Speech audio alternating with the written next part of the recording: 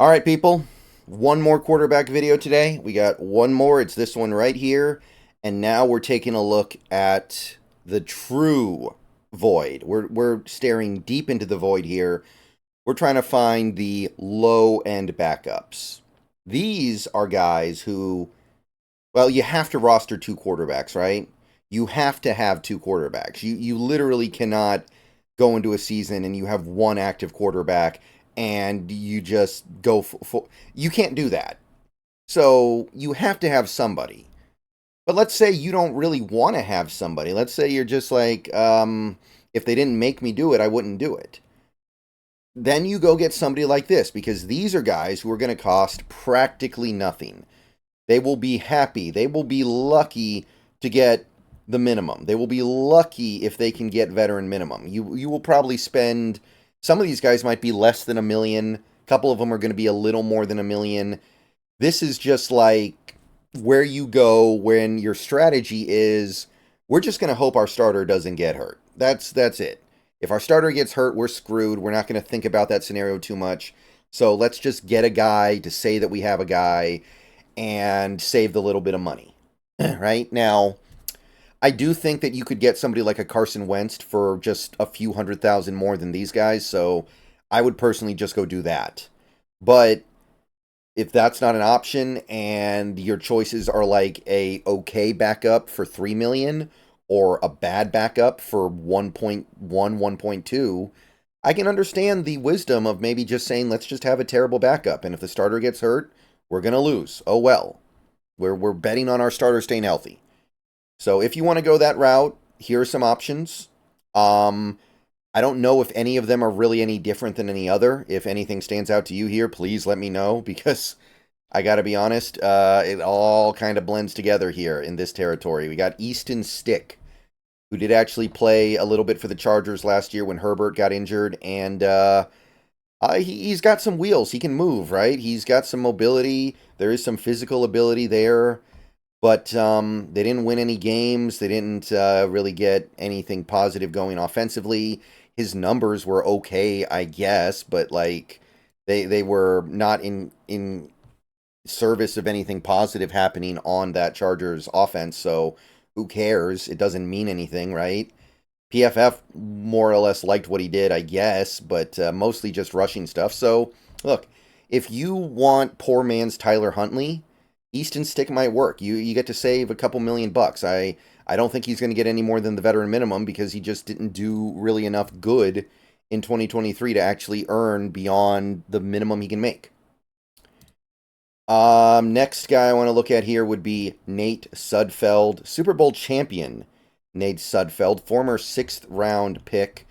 Never really played very much. He's thrown 37 career passes, played for the Eagles when they won their Super Bowl, went to Detroit, hasn't actually thrown the ball since the COVID season in a game. I mean, I'm sure he's throwing the ball in practice or whatever.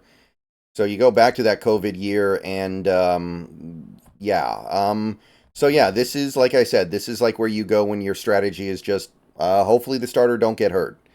And by the way, he did just turn 30 last year, so his physical abilities, which are already, how should I put this, bad,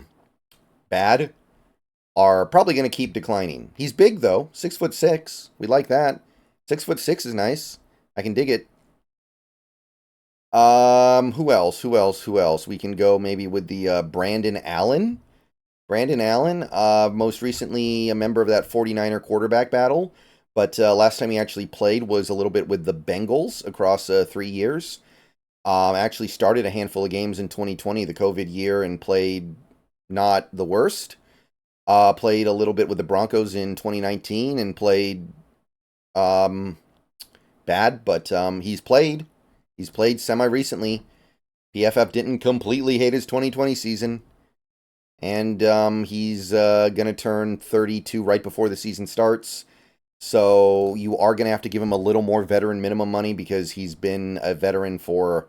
He's been in the league long enough to where he's going to get paid a little bit more, but it should be veteran minimum stuff. It should be somewhere around 1.3 million. So if you like those savings over somebody like a Trubisky, if you think the difference between Brandon Allen and Mitchell Trubisky is not that big, then Have I got a guy for you? Speaking of Allens, we've got another Allen here. We've got Kyle Allen, and I'll tell you, a couple years ago, it started to look like there was something here. I remember Kyle Allen on Washington. I remember the Washington No Names actually playing Kyle Allen a pretty decent amount the COVID year, and he played decently. He played okay. He was workable. Decent results.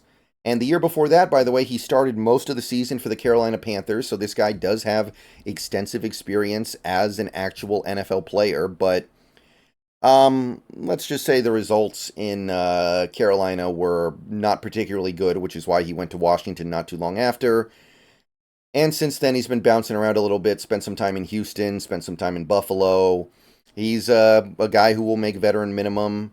You do have a little bit of a track record of decent play to fall back on if you really want to squint, but it's kind of tough. So, yeah, you're going to get your money's worth out of Kyle Allen. He's probably going to be like 1.3 million next year, and you will get 1.3 million worth of backup quarterback. Question is that anything that you want any part of? Again, you can probably get Carson Wentz for slightly more.